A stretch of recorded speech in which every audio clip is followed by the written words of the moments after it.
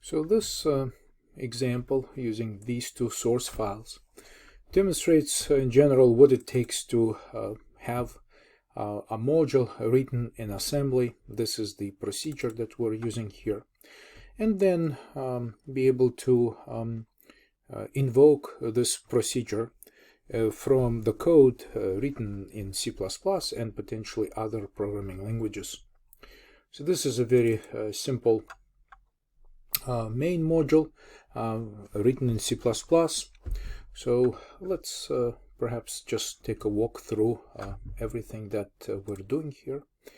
I'm just going to close this Solution Explorer and just look at side by side at both of these things.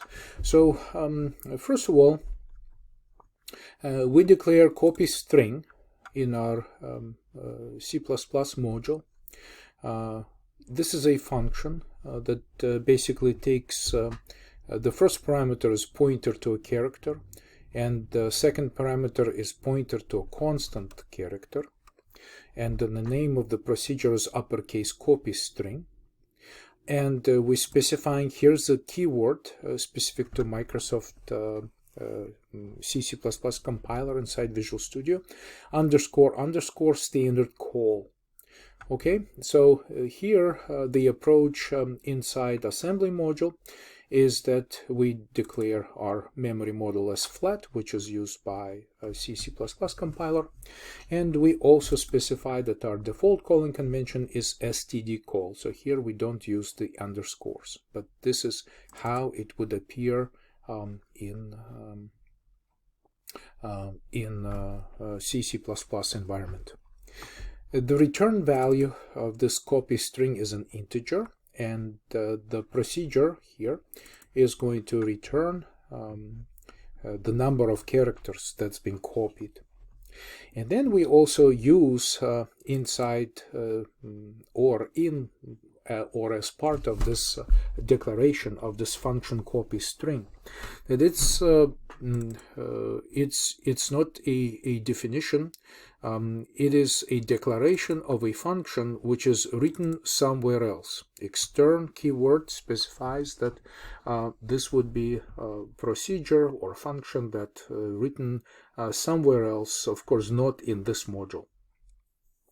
So compiler should follow all of this information right here and be able to generate appropriate code to make a call into this procedure. Right? So based on this declaration of COPYSTR, compiler will be able to produce correct parameter passing and making a call into COPYSTR.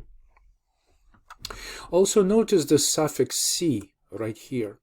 So this suffix actually is asking C++ compiler, C and C++ compiler, not to decorate this name in any way. And for our procedure call coordination, the naming is very important. So we're asking compiler not to make any decorations for this name.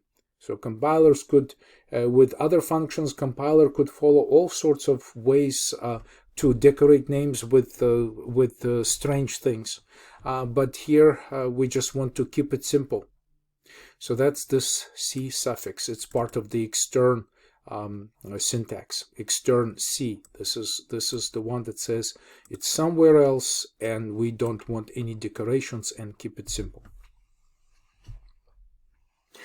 So let's take a look at the assembly module. So the first thing that we see here is public COPYSTR.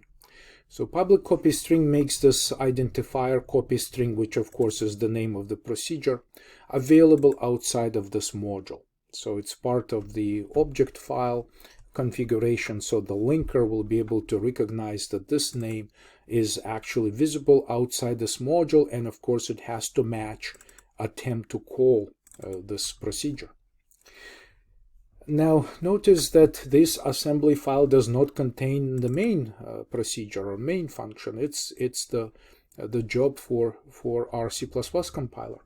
So this is here, we just say that we would like to, and we refer to our code segment by name, and we just say, okay, let's go to this memory segment, and this is what we'd like to have here, and we specify everything that we would like to place inside our code segment, and there text segment ends. So this is another syntax that you can use to put things into appropriate memory segments, so we know that underscore text is the name of the code segment. And so segment is another directive that we can use with this syntax.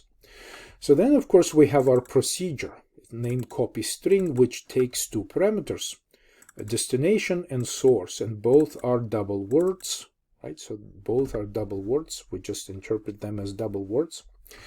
And what we do here is that, of course, we're expecting input on the stack, and since destination and source part of the standard calling convention, the first parameter on the stack should be destination and the second one is source.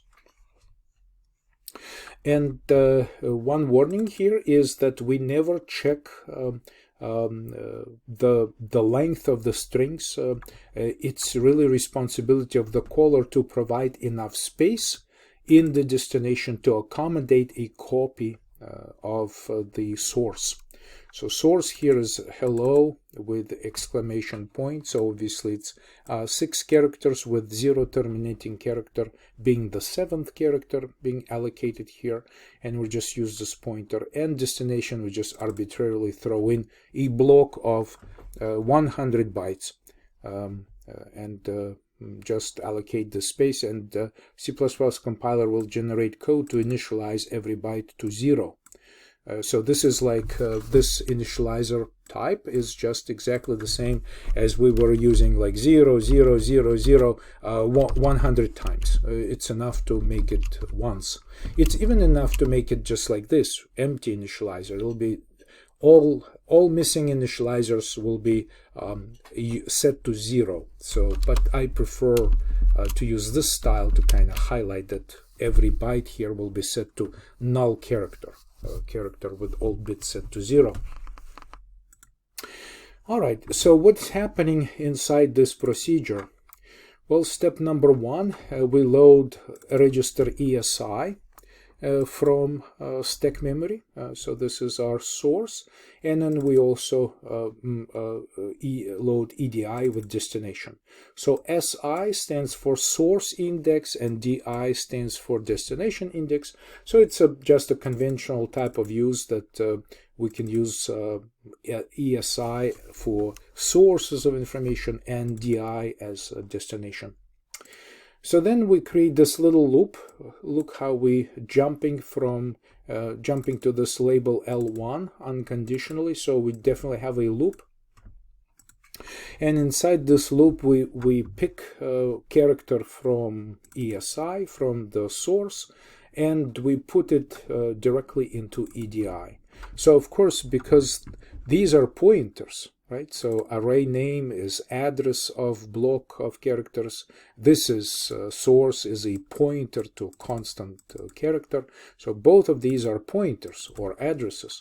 So this is why once we get them and put them into our registers, of course, we use square brackets to say, let's go to this memory and use it. And that's of course, these two are pointers. So we just move this character from ESI to EDI location. Then we compare AL with 0. Basically, we just find out whether we just hit the 0 terminating character at the end of hello. We're just expecting 0 terminating character to be there, so we compare.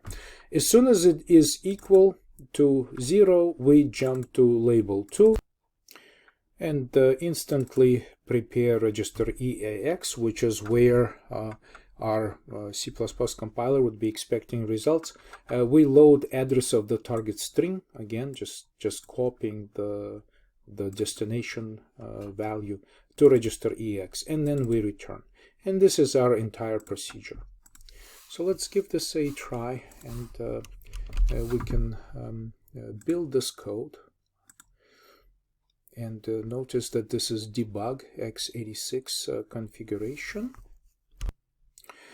And we see instantly a linker error right here that reports that underscore copy string at 8, of course this is the way a standard call type of procedures and functions name decorations progress, right? So we specify the number of bytes used by the parameters, and then we combine it with an @ sign with our name of the procedure, and the name is automatically prepended with underscore. So why are we getting this error? Well, of course, what we should have done before attempting to build this is that I'm going back to View Solution Explorer. I'm sure that based on what I see here, it's only main CPP that was built or attempted to be compiled. So of course, copy string requires to be assembled by Microsoft Macro Assembler. So we're going to back to the project, right click, and go to this option, build dependencies, and would like to build customizations. There's this extra step that we need to do at the project level, and here so right click, the name of the project, build dependencies, build customizations, and here we select our MASM as one of the tools that we'd like to use. Then clicking OK, then going to copy string ASM, and then going to its own properties under source files, and change does not participate in build to use Microsoft Macro Assembler. Apply and OK, and let's give it another try. Alright, so this actually builds quite nicely, and notice that after copying the source into the destination, we use character output, standard character output, to display the result. I'm just going to quickly press Ctrl F5 to run this program to make sure that we see that the text was indeed copied properly, and cout is happy, and we exit with code 0 from our main function. So this entire procedure is working fine.